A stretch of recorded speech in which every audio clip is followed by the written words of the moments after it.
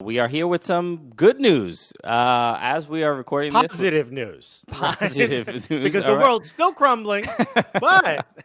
Major League Soccer, we have confirmed, will be making a return. That's right. The players and the owners. The players agreed to the collective bargaining agreement. There was a couple iffy moments there where we thought we might have a lockout. Yeah, they threatened a lockout. Iffy. I mean, that's pretty legit. It's like, if you don't make for dinner what I want, I'm getting a divorce. That's literally wow, what honey, you're really taking us to a 10. Wow, jeez. What movies have you been watching? But, I mean, a lockout is pretty drastic, but apparently the bluff was called. Yeah, it would have been a huge mistake, and if people are not aware of why there was a possibility of MLS not returning, it was because of they had to agree on the CBA, which weirdly enough was not ratified before the season began, especially after how difficult it was to negotiate. They should have signed it, or I don't know why they did not do that. I guess the plan was to do it in the middle of the season, but boy. We'll handle it later. Let's just get out there. Didn't really seems important. Yeah, especially with how crazy it was, because we didn't even think we would have a season this year.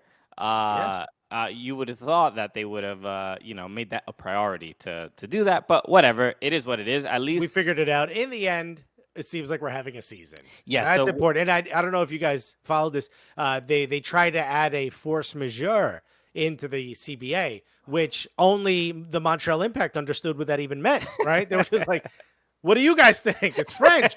Thierry, get over here. Why are they throwing these curveballs at us? Okay. Well, then I will add a pero que coño to the contract if we're just going to start adding international flair, a little sazon. Tonight on the Cooligans, we are going to discuss what's going on. The world outside is obviously very scary. So we're going to talk about it and how it's affecting soccer. And we're going to talk about what soccer can do to change and what's happening. And also, MLS is back. So we do talk about that as well. That and more today on the Cooligans.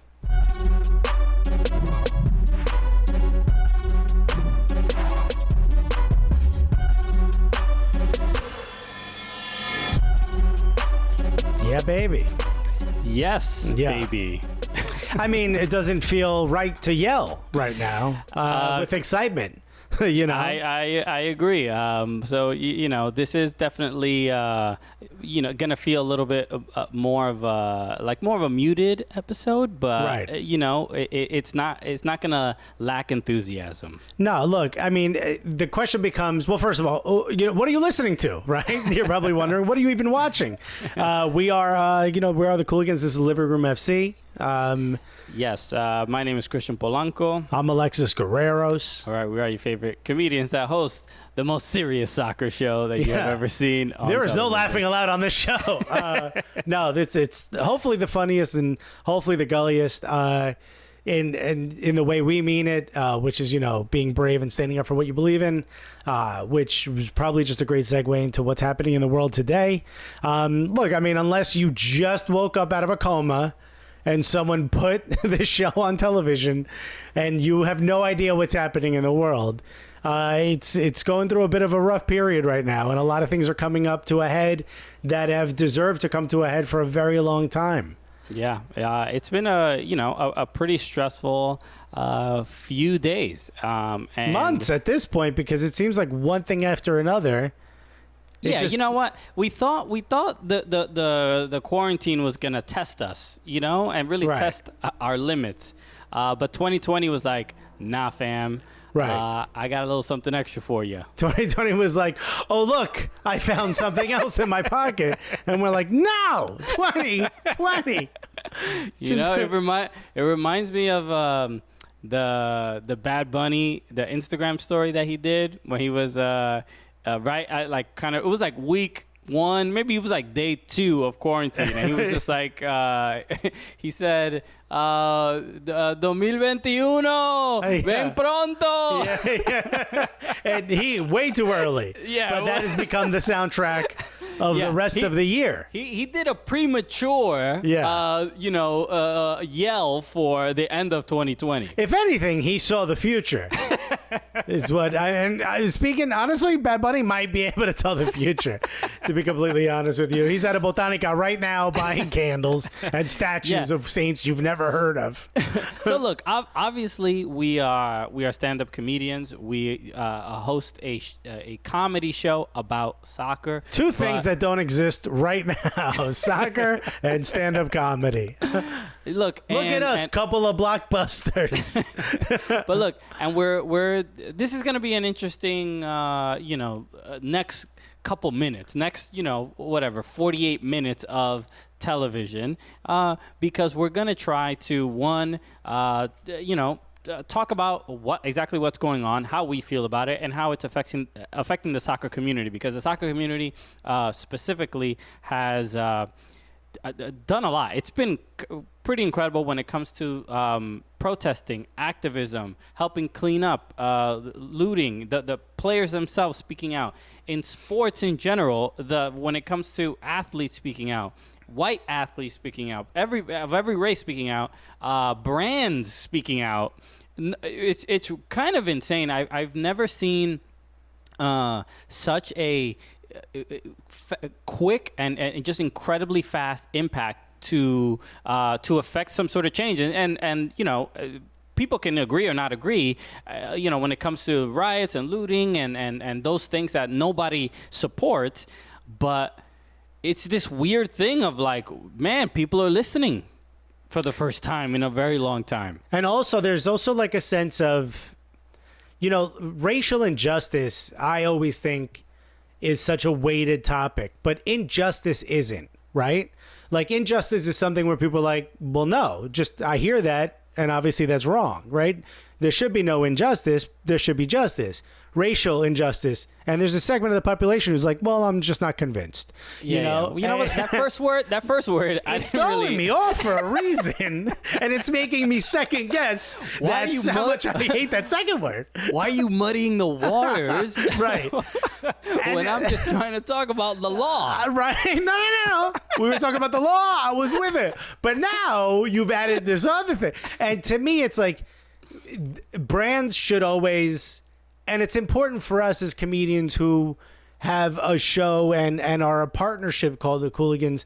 It's important for me that people know, like, whoa, like, we support you as human beings, and we support justice and equality. That's significant. Somebody gave us credit once for treating women's soccer as equal to men's. It's like, yeah, because it's soccer. You know what I mean? And it's like we try to help soccer in the world, but we're human beings. Christian and I are regular human beings. And, I look at what we do and I struggle to think, does somebody need to see this show? And I hope that, over the next few minutes or over the next time you spend with us here, that maybe we could take your mind off of it a little bit, and maybe we could relieve some of the just overwhelming, piling on, not letting go, more people showing up stress that has constantly been this year. We've made a point to be like, no, we're going to continue to do the show from our living room because that's who we are. You know what I mean? We want to show you, even though there is no soccer, we want to show you that there's still fun to be had and there's still a good time.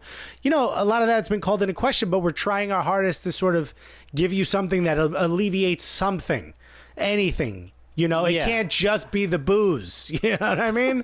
It can't be that pile of edibles you've had in your drawer for months. Hey, don't tell me how to self-medicate. Yeah. Oh, I found these pills that expired in 1986 in my grandmother's cupboard. Well, let's see what fermentation does. To be honest, Grandma was always happy. Yeah. She had both her knees replaced at the same time. Whatever this is high grade. Like for me, as a Latino, and specifically speaking, a mostly white passing Latino, I grew up in a certain way where I've seen injustice and I've seen how evil, being sort of profiled can be. But I'll never rate my experience to someone who walks out of the house and immediately, regardless of how they're dressed, regardless of what they say, regardless of what they do, regardless of what education they do or don't have, not that it matters, but any of those things matter, but regardless of that, they're treated the same way, which is despicably. And that's horrific. So like, where do we get off making jokes about the situation? We don't, you know.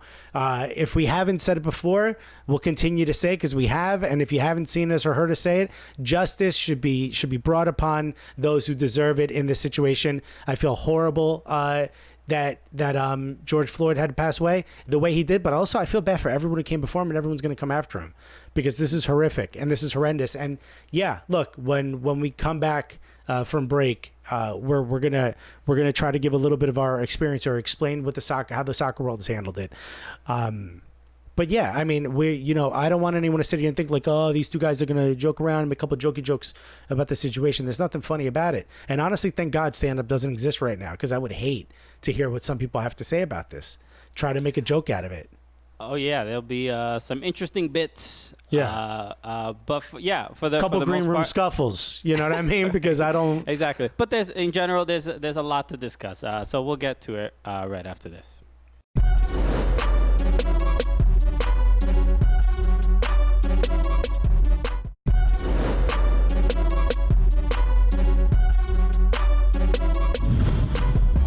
Welcome back to the Cooligans, and let's get to it. There's an interesting thing that's been happening. I think when we talk about people finally speaking out and listening, and people who are not black, and people in the soccer community, players, whoever, showing that kind of support, it is great. But then I think what's kind of happening is there seems to be you hope people are learning, but there seems to be a lack of an acknowledgement over either hypocrisy or past kind of mistakes. And one of them is like Leonardo Bonucci from Juventus, who posted the blackout Tuesday thing, the black square.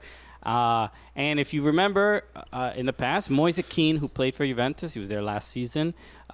He was dealing, especially in Italy, how common is it for black players to hear monkey chants and just deal with racism, things thrown at them. And Bonucci was one of these people that was like, that he shouldn't, basically. Yeah, he was like, the fans are wrong, but so was. Yeah, for antagonizing or all this. How dare you stand in one spot after scoring a goal? Hey, it's ridiculous. So yeah, I mean, the replies to that tweet were, I mean, chef's kiss. Yeah. There's been like as far as finding some sort of levity in all this, these are some of the things that we can laugh at, as just the ridiculousness of some people, of like, yo, you don't remember what happened a couple months ago? Yeah, he's like, yo, racism is terrible. Just found out though. Okay. Turns out. So, look, everybody. Based on my independent research. Let's start counting everything from right now. Once I hit send. All right, so everybody synchronize. Okay. So look, it is I think what's important to discuss, and what I hope is that there is I hope that things don't go back to the way they were, where we sort of look past the monkey chants or the puto chant or all these things. Like it's easy. Oh, and then I'm not going to say it's easy, but there should be an effort made to police ourselves to some degree to make the person next to you better if they do choose to live their life that way, or take some courage and bravery to say, like, I mean, it's weird that it takes courage to be like, hey, Ralph, can you chill out with the monkey chants? We don't really need that right now. Guys, I hate to be a hero here, but let's not be racist towards this one person. Can we do that? It feels very logical to us, but look at Mother Teresa over here. Doesn't want to do monkey chants. Oh, you see, I told you it's all that vegan cheese you've been having. Oh, my guy has a salad once. All of a sudden he wants to save the world, huh? I'm the bad guy because of the monkey chants. It's ridiculous. And shouts to clubs like West Bromwich Albion, which put up a "We're in this together." It's a black background with white lettering that says "We're all together" or "We're in this together." The West Brom logo, and somebody responded with pathetic. I'll be getting rid of my season tickets. What is pathetic? The statement, we're in this together? What did you want? We're like, we're completely separate, so you guys handle it on your own. What did you want? And West Brom, to their credit, replied with, you won't be missed. Yeah. And, you know, what the passion that soccer fans feel and sort of the attachment they have to their club is unrivaled in any other sport. And I know that sounds like a cliche, but just watch any sports documentary when it comes to soccer, watch a soccer game. The attachment that the club and the significance of the club to the fans' lives is unrivaled by a long shot in any other sport. There's no other sport that has this level of sort of almost like codependency of the fan and the club. So for a club to say, you know what, we don't need you, shouts to you, because a lot of clubs wouldn't have that sort of courage. Clubs like the Knicks, who just haven't said a damn thing. In fact, sent out an email being like, look, I don't think it's really our place. I've never even met a black person. Like, what? I mean, honestly, if I come across one, I may say something, but eventually, you know, I mostly look at the chest because they're so tall. So I can't make eye contact with a black person and talk to them. So when I do, eventually. All I can see is the Knicks logo and their number. That's that's it. And, you know, the number, they all add up. We're unified as far as numbers. I think the public pressure, not just to speak about this stuff and to talk about how aberrant it is and the behavior, but it really says something when the clubs, you know, the fans are going to be like, if, you know, we've seen it already from a lot of people. They say, like, if my club does not say something, I will no longer support it. And when it comes to, you know, it's difficult and it's very cynical to say, but, you know, they only really care about money. And I'm hoping that the message comes across, but this is how you have to affect people financially before they start paying attention to the social issue that you are bringing up. And it's unfair because it says the thing about, you know, the looting and the thing. And people until are like, it affects your pocket, you're not going to care. Yeah. And look, I'm going to catch some flack for what I'm about to say, but just understand that this comes from my personal experience. Growing up in a city like Newark, until the certain specific neighborhoods were touched, nobody cared. You know, the neighborhood I grew up in the North Ward could have been burned to the ground and nobody would have given a shit. And look, I'm not saying nobody would have given a shit, but on a global scale, no one would care. The moment the Ironbound gets touched, which was a majority Portuguese neighborhood, the moment the danger slips into that neighborhood, that's when the police department at that time would spring into action and give a shit. That's when politicians would come out of the woodwork and give a shit. And this is I'm not saying I'm welling up, but I remember these things vividly. All right. I grew up towards the end of the crack era, and I know what it's like to see schools with teachers just not showing up. I know what it's like to see after school programs stripped. I know what it's like to see kids be let out of school with nothing to do, nowhere to go. They feel unsafe at home. They have nothing to do. And until the voice of someone who doesn't, a child cries because they don't know how to say I'm upset. A child screams because they don't know how to say I'm uncomfortable. That doesn't go away until you're much older. A teenager can say they're uncomfortable. They do not know how to express that. So what they do is they go and they do whatever their version of screaming is. I did stupid stuff. I did graffiti for a long time. I've been installing cars. I did stupid things because I didn't know how to express myself. And that's what's happening. Now, do I think stores should be looted? And do I think that people who live in those neighborhoods should be made to feel unsafe or uncomfortable? Absolutely not. And it sucks. But I got to be honest, people weren't saying anything until some buildings started to burn in Minnesota. People weren't, it's a bunch of people protect. Then, I mean, a lot of people came out and said that what they saw with the George Floyd being murdered was horrific. A lot of people said that. So I'm not saying that. But think about how it wasn't until people really started to go for it, that a lot of politicians, that a lot of other people started being like, yo. I didn't see a lot coming out from businesses until that either, saying we're behind you, blah, blah, blah. It sometimes needs that. Now, look, I think the point has been made. I hope for the safety of a lot of the people. I've seen a lot of video of New York City that scares me. Okay, because there's a lot of people out there that don't know exactly the dangers they're getting themselves into. And there's kids running into these things just trying to get shoes and pants. And it's like, fam, go home. This is not safe. You know what I mean? It ain't worth it. A pair of Balmains ain't worth your life. Okay? Yeah.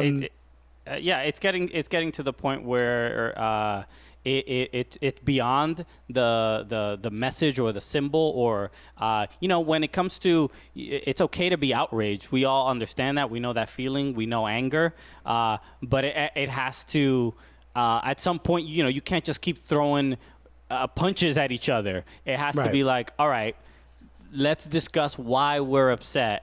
And it's gone too far, but it shouldn't discredit why it's happening. That's the frustrating thing, and this is the most important thing is what caused this. Exactly, not what's happening now. I'm getting into arguments with, my girlfriend is white. She's arguing with her family members who have a different worldview, and it's just like, nah, fam, like we're gonna have these. You could say trash worldview. It's our show. This is your show. Your girl's family ain't here. They got a trash ass worldview because I got family members doing the same thing. I married a white woman.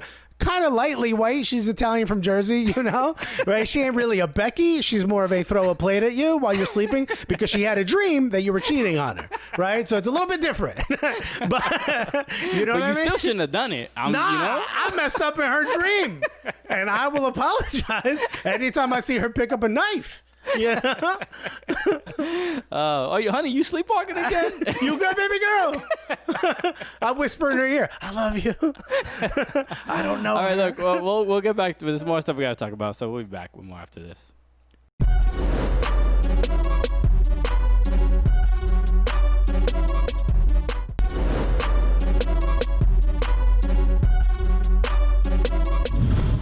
All right, we're back on the Cooligans Living Room FC.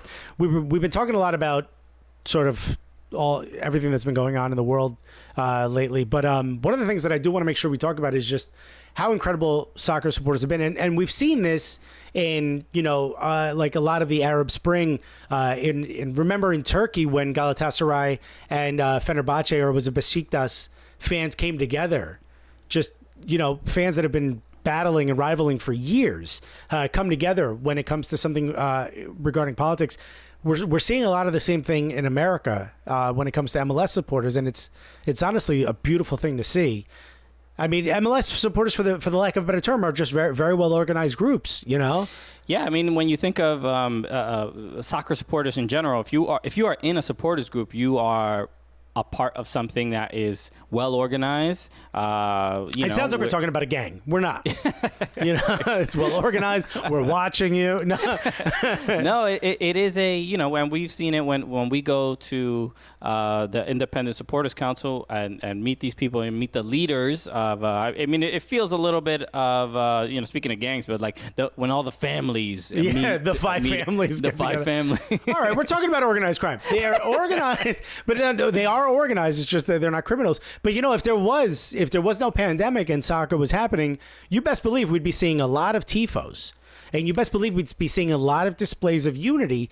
And a lot of that would be led by the supporters groups. And I want to make sure, we're not going to sit here and name every one of them, but there's a ton. And if you are a fan, or especially a casual fan of soccer in America, consider joining one of these supporters groups, because what they're doing is absolutely incredible. They're organizing food, drinks, water. They're getting together information of places to go pee for supporters, to use the bathroom, to sort of make sure that everyone stays safe. And they're organizing calls to politicians to make sure that change happens on a political scale, and so on and so forth. It's absolutely amazing, and it makes me so happy to be a fan of soccer, seeing how so many people how the level of importance people are placing on something like this. And the great thing is that it's always like that, and it isn't just because of what's going on. When we went to Portland and hung out Sheba at the Van Laden. at the Van Laden, and hearing about everything that we all know Timber's Army, but Timber's Army is just part of a bigger organization called 107 IS, which is a charity, and that does a lot of things for they offer scholarships for kids in to play soccer in different places in Portland and things like that. So it's great to see, because there's it's inspiring, and we're trying to follow their lead realistically, because we know people that were tear gassed and dealing with this stuff on the front lines, and the stuff is scary, man. I'm like on my Instagram stories and seeing photos, and I'm like, people I just have hope been on the show. Mel D. Cole got attacked at a store. He's a photographer. He was yelling photographer, and he straight up got beaten without any question being asked by a police officer. Thank God it stopped. I don't know, but he was yelling photographer. He's like, stop, photographer. Like, what about the reporter for FC, the beat writer for FC Cincinnati? Just got completely taken down as he's crossing he's a reporter. And he completely gets taken down and arrested. I mean, we're seeing other reporters just get pelted with those pepper guns, which, the pepper pellets, like they're almost like paintballs, right? With pepper spray in them. We're seeing so many horrific things, but back to the purpose of soccer, it's even players that we've spoken to that have said, like, sorry, I couldn't reach back out to you. I was out handing water and snacks. And it's, especially in Minnesota, I hope that, people can start to see, like, what, maybe we don't need, because the leadership isn't coming from the top. Sorry to say. Yeah. Like, you've heard the speeches. It's ridiculous. Let's tear gas players. So let's tear gas fans, or the fans. I think that might be the next thing he does. You're right. Yeah. Just right in the middle. He's called National Guard of Orlando for if MLS decides to do it. But the peaceful protest is getting tear gas, so the guy can take a picture in front of a church. It's absolutely ridiculous. So to see, hopefully, people realize, we can unify ourselves. We don't need it to come from the top. Yeah. Hopefully. It's infuriating, and you see the players themselves. We saw Jadon Sancho out in Germany scoring a goal. Hakimi also scoring a goal, and under his shirt you see that it says "Justice for George Floyd." How about the dude from Mönchengladbach? Marcus taking Thuram, taking a knee. Liverpool with the photo, they're all on one knee at the center of the pitch. Chelsea as well. Chelsea made an H for humanity. I mean, it's so, the video is so brutal and so bad and so clear, and everyone has seen it, that the entire world can't even ignore it like they're normally used to. And where everybody is like, it's embarrassing if you don't respond. And that's the thing that is like holy, like we've seen other videos, and it's just like, and there's still people that are like, well, what was he doing before that? But it's just gotten to the point where, like, that argument has gotten so absurd and so ridiculous that all your favorite footballers, regardless of color, have to say something. Otherwise, they will be scolded by the rest of us. The guy you hope to get in a FIFA Ultimate Team pack, that guy has said something, and you're still like, but I don't know. What is wrong with you? Exactly. All right, we'll be right back.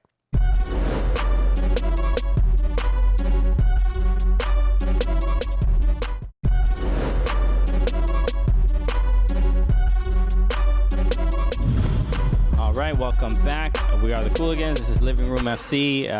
We're still talking about it. Let's talk about... so uncles and aunts, fast forward yet again. Do some Clockwork Orange and force them to stay in the room and watch. You're going to listen to these two idiots.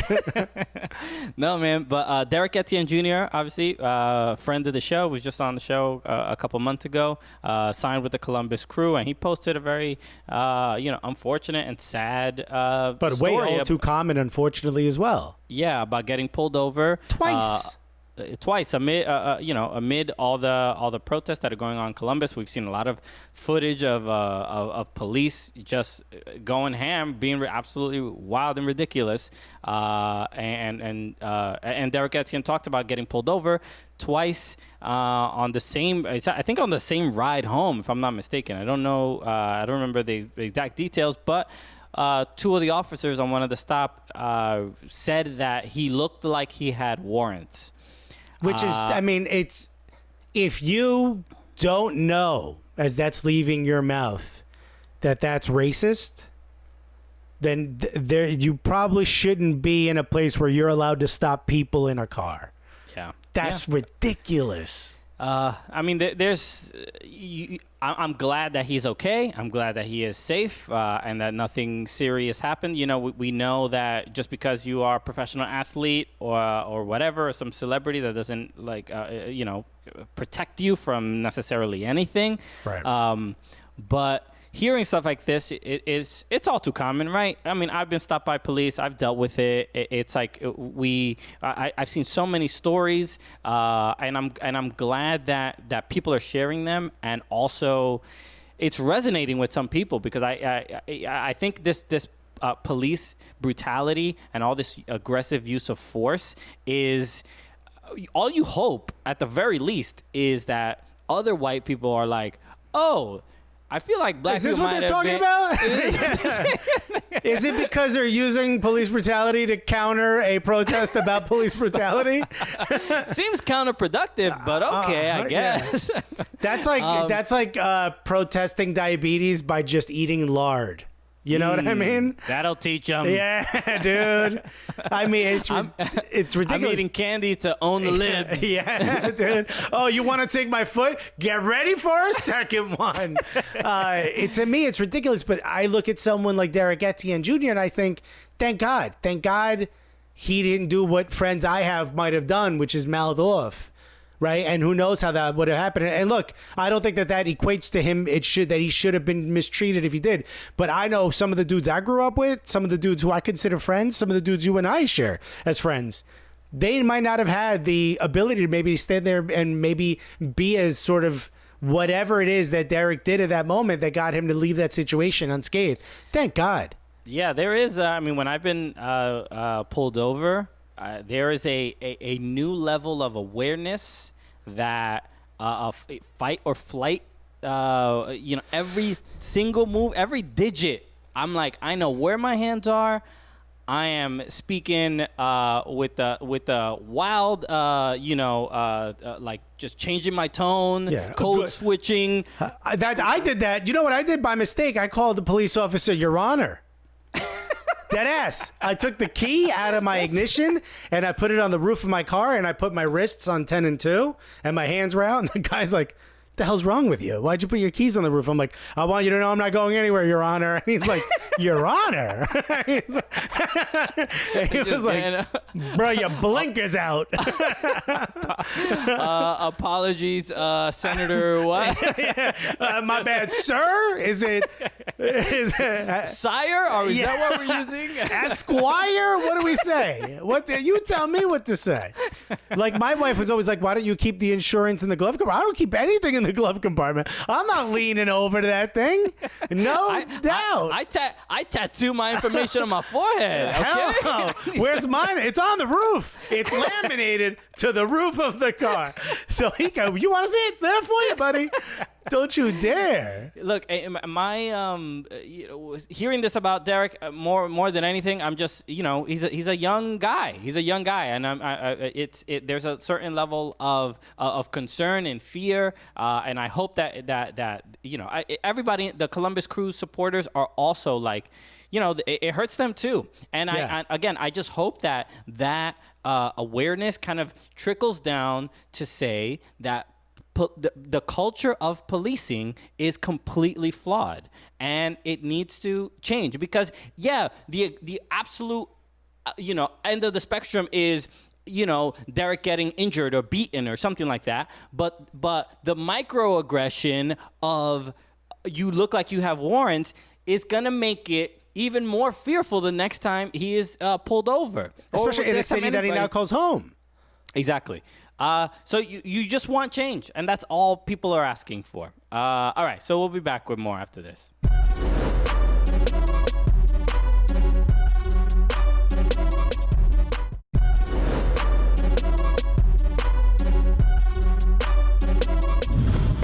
All right, welcome back, and we we are here with some good news as we are recording this. Positive news. Positive news. Because the world's still crumbling, but okay, yeah, this is similar to John Krasinski's Some Good News.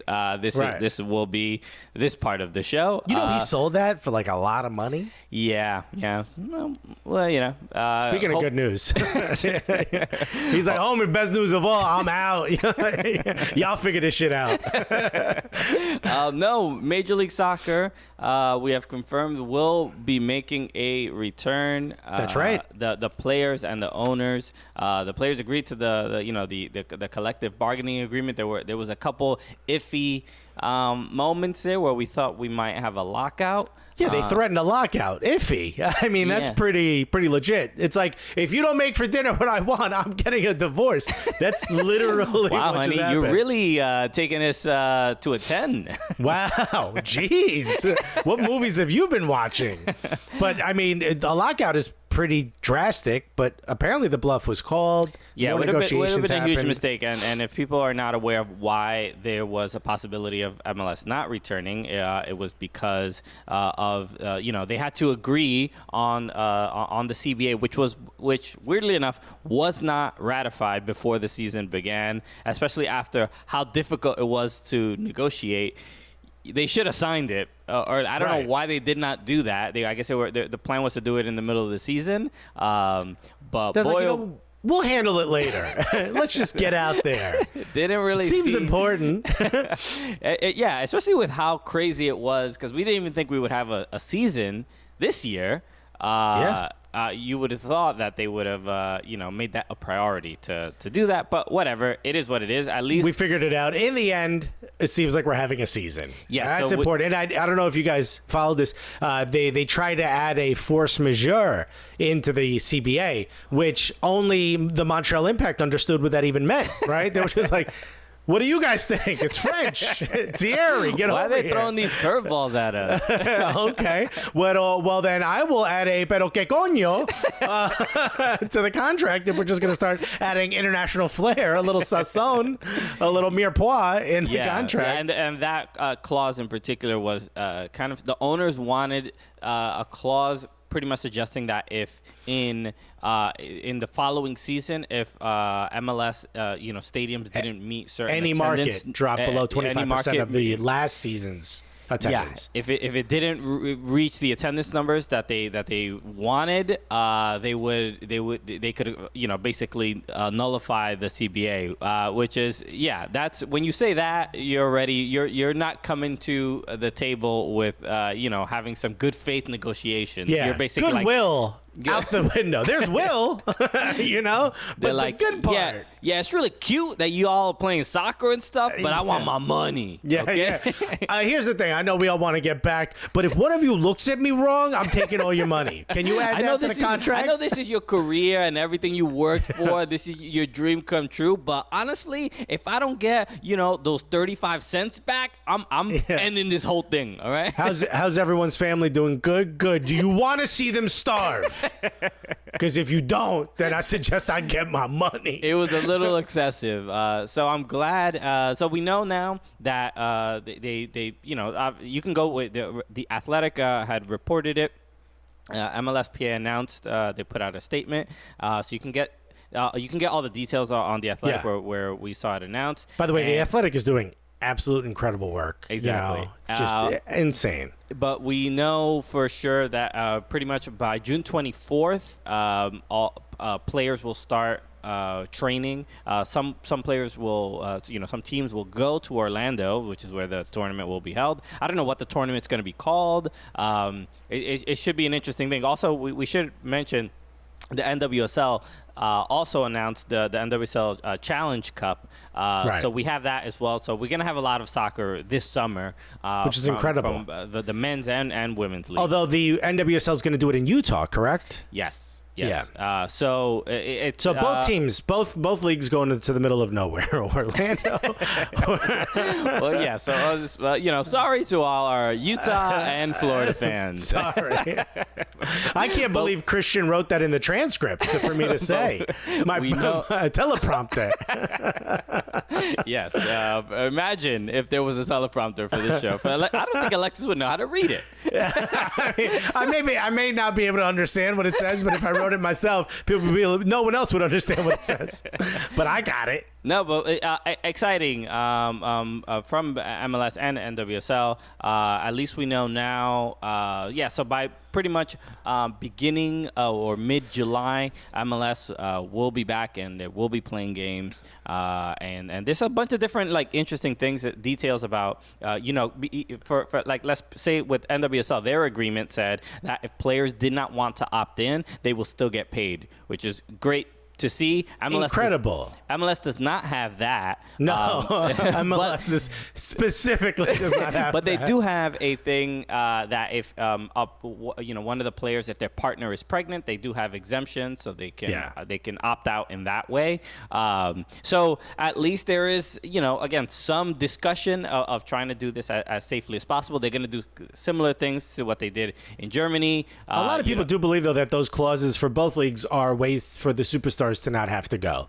Like, people do believe that the NWSL put in some sort of parachutes for the national team players, and the whole pregnancy thing is that's a way for Chicharito to not have to go, and because his girl's pregnant. There were all these clauses put in there to be like, look, we might not get these DPs. Oh yeah. I mean, which makes sense. Regardless of if you're a superstar or not. It is being away. The tournament, I believe, is going to be 6 weeks, and I don't know what it means for what the details of what it means towards the regular season. I know some of the results are going to go towards the regular season. Are they going to go right into the playoffs? Are they going to end the season pretty much what we normally do? Stuff like that. So yeah, there's a lot to talk about. A lot to talk about. So we'll be back with more right after this.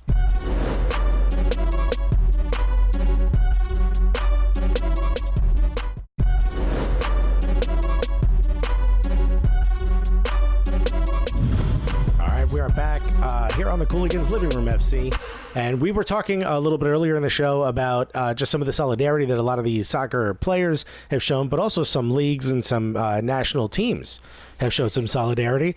Does it all come free of any past grievances?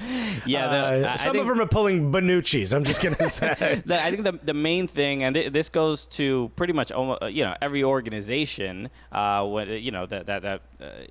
whether it's a national team, whether it is a league, whether it's a club, we got the receipts. We all got the receipts, and this is not the time to be disingenuous, right? And we were talking earlier a lot about whether corporations are putting out statements and all this other stuff, but when their past doesn't really represent what they are kind of putting out right now. And one of them, U.S. Soccer put out their message for solidarity and support, and what were all the comments and the responses is basically Megan Rapinoe kneeling. Where was this energy before? When Megan Rapinoe was kneeling, and she was the only one doing it in soccer, they passed a rule that no one was allowed. MLS did the same thing, by the way.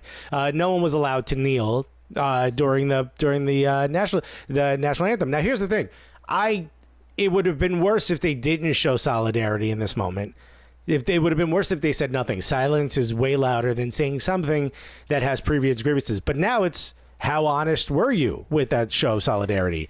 What are some of the changes you're going to make? What are some of the things that players have said have gone on, or how they felt that you're going to make changes for? This could be the time for some cleansing and saying, hey, this is where we messed up. We shouldn't have done this. We shouldn't have introduced this rule that the players couldn't kneel. I mean, now everybody's, obviously saying Colin Kaepernick tried it, and he was doing exactly the peaceful protest that you wanted, and you were listening. And now everybody wants Kaepernick. They want him on their shows, and please talk about this, because to do a big fat "I told you so" kind of thing, Right. and it's like, nah, we're not. He's not interested in doing that right now because it's obvious. So the hypocrisy is pretty absurd, and not only it would be nice to it's nice to see the solidarity, but it is the. It's also don't forget that U.S. Soccer has new leadership, right? Yeah. This is a real chance. This is an absolute opportunity to show the world that those words and that show of solidarity wasn't hollow. I just hope that I do believe that there's an opportunity here to change what happened in the past. I just hope their messaging towards black people is a little bit better than their messaging towards women. So because they have a recent bad track record when it comes to that. Let's just hope that there's no lawsuit, that we have to hear from how U.S. Soccer feels about minorities in any way, shape, or form. No, man, I'm joking around, but the main thing is, like, for all these, within soccer, outside of soccer, like, just say you were wrong. Yeah. It's fine to show support and solidarity, but it's much more important to just be like, our bad. We didn't do the right thing. And that, Right. I think people would take that much more seriously, and to have a level of just understanding and self-awareness to be able to say that. So that's Also, how easy is it? You could blame it on somebody else. Be like, yo, it was that dude. Remember, he's gone, though. It's so easy to do. It's so easy to do right now. Okay, we know the Alexis strategy. Follow the Alexis strategy, even. It's what? It's that. It's this emoji, okay? Yeah. It's just No, but honestly, I mean, you have a way of saying, like, there's all this promise about ushering in a new era and the solidarity. Prove it. You know what I mean? Make those changes. Yeah. It's not that difficult, you know? Yeah, it is a. There have been did you see the Ben and Jerry's statement? Yeah. Dude, wow. Mean, who would have thought Ben and Jerry's would come out here flaming everybody? When they saw how the Nike SB Dunks went, they were like, "We got to rep for our peoples." Yo, they should have said dismantle white supremacy. Like, they did not pull back at all. They didn't hold back at all. Yeah, they're like, they were we don't not care frightened. if cops eat ice cream. Don't eat my ice cream. Yeah, nah, son, this ain't for you. Slap it at her. I mean, jokes aside, something like that.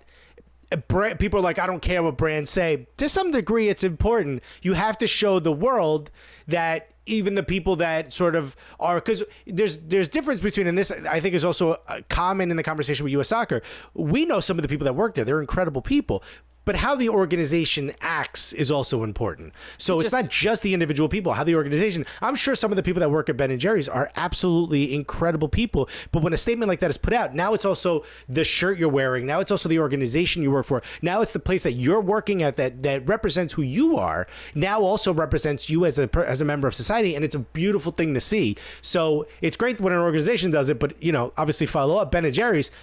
They were like, no, we got this. I see some of y'all just putting up, a couple hashtags and a couple emojis. A couple black squares. No.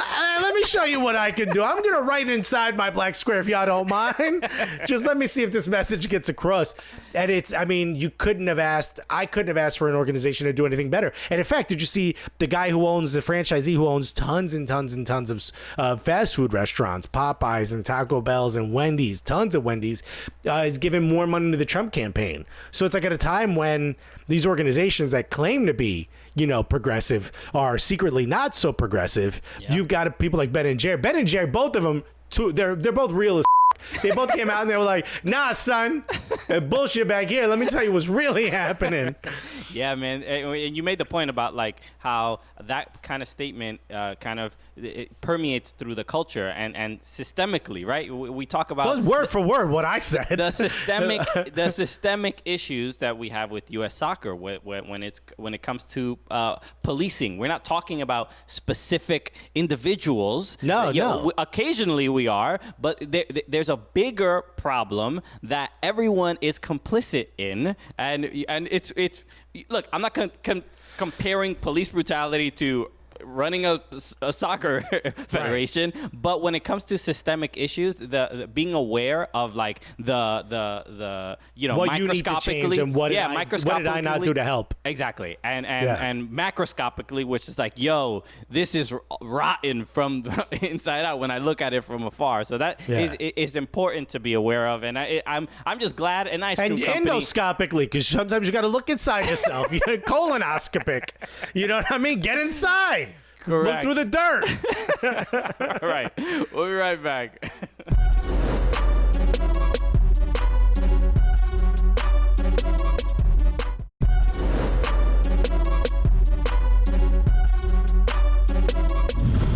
All right, welcome back, and thank you for joining us today, because I know it was not easy. Maybe it wasn't easy to watch or listen, and it definitely wasn't easy for us, but we tried our best to bring some levity and at least point a light on exactly what's going on. It's hard for us. We don't want to just give you a break from what's happening, but hopefully we can sort of alleviate just the constant stress. And if you're out there and if you're protesting, we thank you, and please stay safe. Please. Yeah, that's thank you to everybody. We love all these we see all the soccer supporters that are out protesting out supporting. The soccer community is incredible, just as much a part of trying to instill change and things like that, and we love you and support you. So yes, definitely stay safe. So again, thank you so much for joining us. We appreciate you. Make sure you follow at Soccer Cooligans, at Fubo Sports, and stay safe out there. So with that said, my name is Christian Polanco. I'm Alexis Guerreros, and together, what are we? The Cooligans.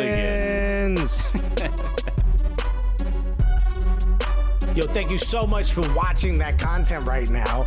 Right now, we're staying at home. Thank you so much for staying at home. In fact, if you subscribe, you can watch all the other content we have right now that we're doing from our living room here on Living Room FC version of the Cooligans.